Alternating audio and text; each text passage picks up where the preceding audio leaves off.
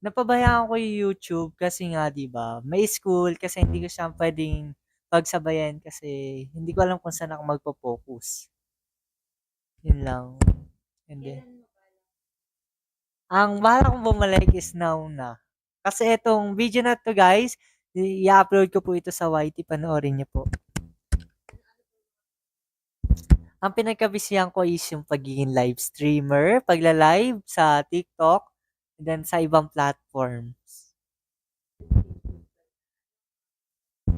Ang balak kong pagbabalik ko sa YouTube na ngayon, yung mga content ko is lalo sa editing, pagagandahin ko na and then mag-iisip talaga ako ng magandang content para sa aking mga subscribers and followers.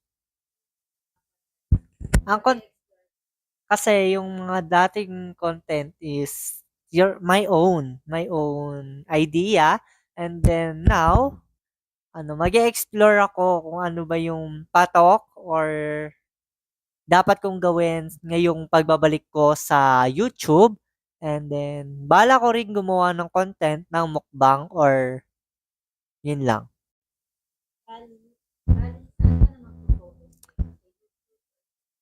Balak kong pag-fokusan sa dalawa is both. Kasi guys, both is napamahal na ako sa inyo. And then almost magsi 6 years na po ako sa Secret. Abangan nyo na lang guys kasi 6 years anniversary ko na guys kasi yun lang guys. 6 years na ako sa social media.